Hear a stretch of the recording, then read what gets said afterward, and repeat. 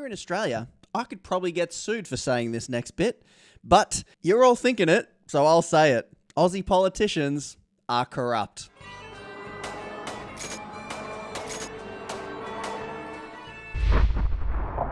Now, I wish I was joking, but certain YouTubers have been sued for calling certain politicians corrupt. So let's just say I'm not calling any specific politician corrupt. What I am saying is that we Aussie punters perceive specific certain politicians to be corrupt. Hey, there's no allegation happening here. We just think it. That's all. And I'm just saying what everybody thinks. Now, while you're there, hit the subscribe and the bell icon. Would help me out a lot. We have some data. Australians' trust in politicians and democracy hits on an all-time low. Oh, sorry, that was back in 2018. I'm sure things are have gotten better since.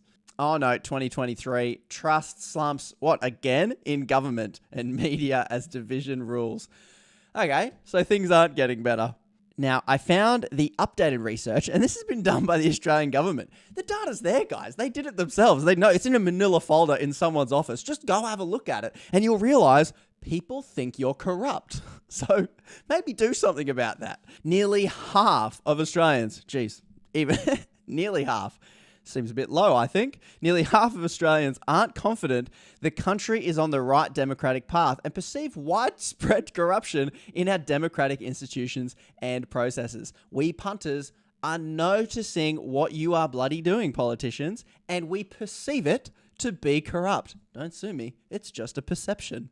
Only half or less think that Australia performs well when applying the law impartially, giving people a say on government priorities, and conducting enough checks to ensure that politicians and officials can't abuse their power. According to this chart right here, we have Australia's worst ever corruption score that we've ever had. So this is global rankings on how people perceive their government to be corrupt. And we were at an all-time high in 2012, ranked 7th. And then, I guess, a change of government happened, and we slipped to 8th, 9th, 10th, and slipped to a bottom of, by the end of that certain government's run, we hit 15th, a record low ranking there. So it's safe to say, we believe ye to be corrupt. Now, they might look up innocently, hands in the air.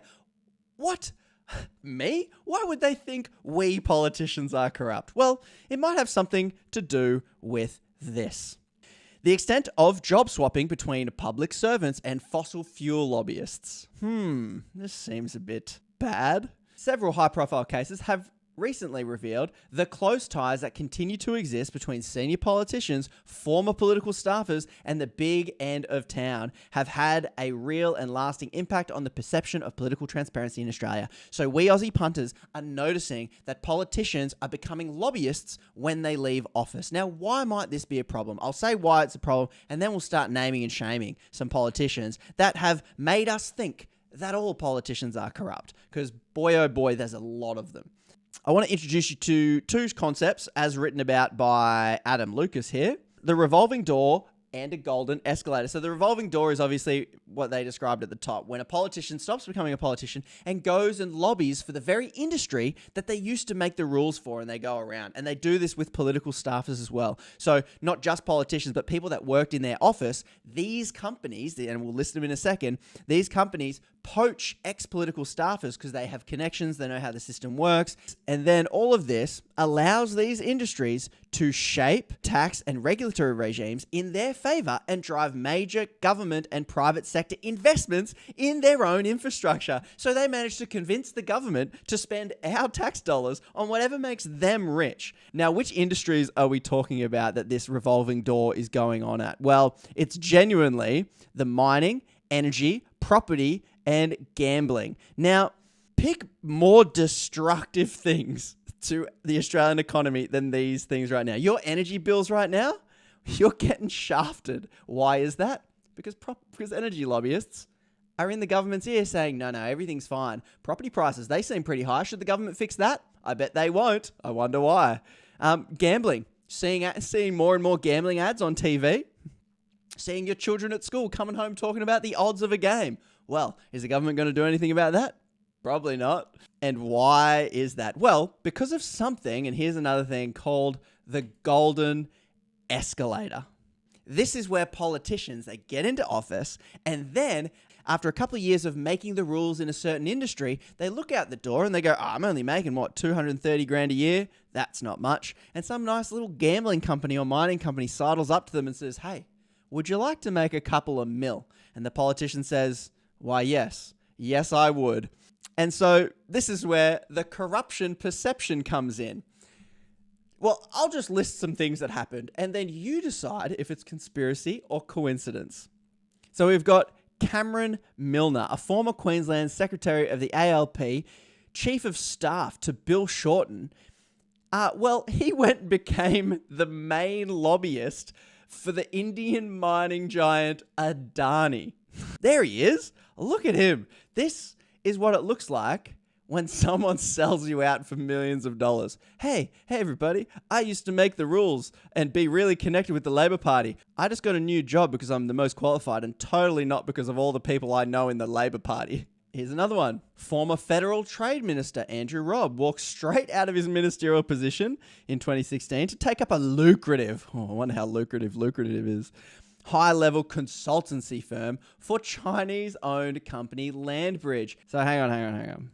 This bloke here, in 2015, was publicly defending, selling this port to 99 years to the Chinese. I know it sounds controversial, but it's a really good idea. It's awesome. We should totally do it. I want to defend it.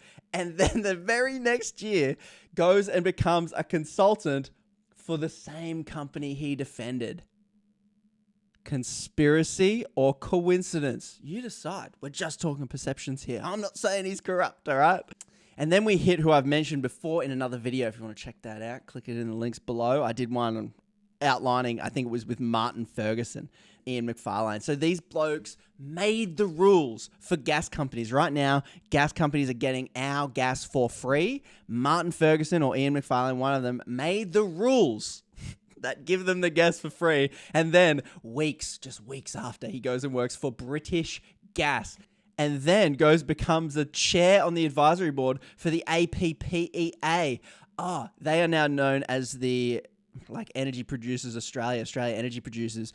It's still the AEPA. They were the blokes that wouldn't let me in. So in another video, I tried to get into one of their events to see the politicians schmoozing with their future job opportunities, but I failed the security check and they wouldn't let me in and they called the cops and stuff. Anyway, check that video. It's on my channel there. And then McFarlane, meanwhile, becomes chief executive for Queensland Resources Council. Conspiracy or coincidence? These blokes make the rules and then go make millions in these industries. Would you call that corrupt behavior? I'm sure there's another way to describe it. No, I wouldn't use that word. No way. Oh man, this is overwhelming. These are these two blokes. Here's who they're connected with. And here are, I believe, their staffers, these green ones, these staffers, and who they got connected with. Queensland Councils, Energy Australia, Minerals Council, Arrow Energy, Coal Services, Australian Coal, Adani Group. These politicians have sold you out. Let's take a look at why our gambling is just rife with money laundering.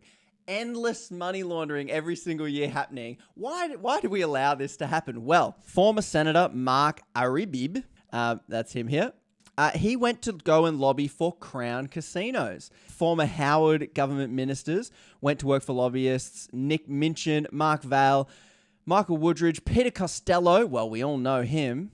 So I can't even list them. They're all these boring politicians who I just even have no idea about. But they all went on to become lobbyists despite clear conflicts of interests. Oh, look at this. Here he is. They all kind of look the same, don't they? They all blend into one boring, bland millionaire sandwich. So he was, oh my goodness. So this guy's the Minister for Defense, right? Minister for Defense. Where does he end up the year after? So in 2001, while he's the Minister of Defense, Tenix gets an important supply contract. He retires in 2002. Where does he go and work? Tenix. I know this is legal, but it's really hard for me not to just call it blatant corruption. I know they've made it legal, so it's not corrupt. But this is blowing my mind. I don't know how many more different... Surely it's not happening now. Surely politicians these days Like, that was, 20 years ago? Surely we've changed. Surely there's no minister who made some big weapons deal with somebody and then went and worked to lobby for that for that weapons manufacturer. Oh, remember this guy? Ooh, it's ScoMo. Remember the AUKUS sub deal?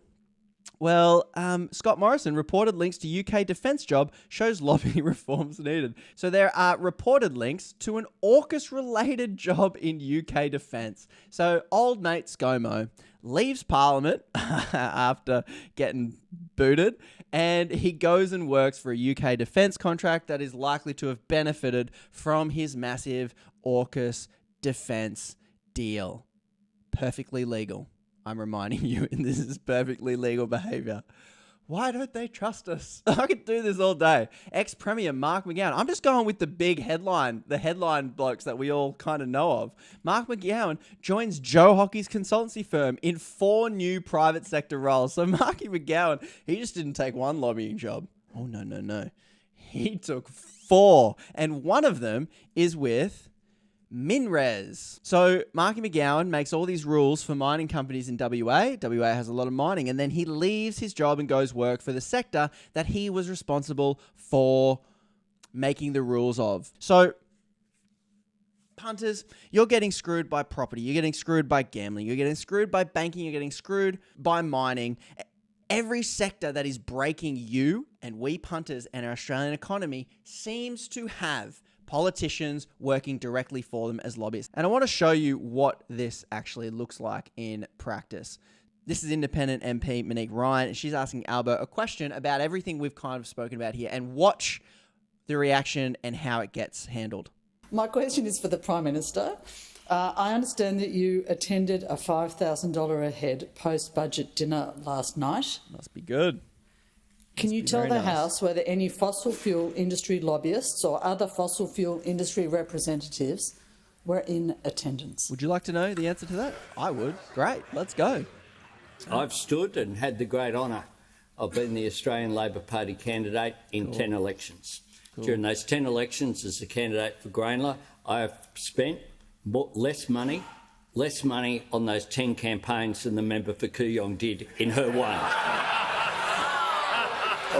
So, are you outraged at just watching that flippant dismissal of a legit question as to why does your government suck? Are you... Hey, were any fossil fuel lobbyists in that meeting with you spending $5,000 to kind of control your policy that you're making because something's not adding up? Oh, well, I spent less money than you getting re-elected. Like, that is disgusting. That sheer dismissal. This is that. Right there is why Australians' trust in politicians and democracy is at an all-time low. That right there. Since then, there was the introduction of the National Anti-Corruption Commission, which we would not have gotten if we didn't have a Labor government. So the Labor government did, in fact, introduce a National Anti-Corruption Commission. The problem is that it's secret. We don't know what they're hearing. We don't know who they're discussing, and we don't know how they're handling the cases. And if we don't know and we can't see who is being investigated for certain things, how are we supposed to have any more trust in the system? And I'll have to do another video on later on how the NACC is doing, or the SNAC is doing, because so far it hasn't done nearly what we would have hoped it would do to reduce corruption. So punters, hopefully I didn't depress you too much. A lot of information in that. I'm just a punter trying to piece this all together. So fact checks welcome, citations necessary in the comments below. And massive thanks to we the punters over on Patreon. These are the punters that keep me free from the algorithm, the slippery slope of the algorithm that tries to incentivize me to make more sensationalist content. But these punters go, no, Conrad, make videos on topics that are actually important, not just the ones that get clicks. So thanks to the punters over there. Share this with a punter who might not know how scammed we're getting, and I'll catch you in the next video. Cheers, punts.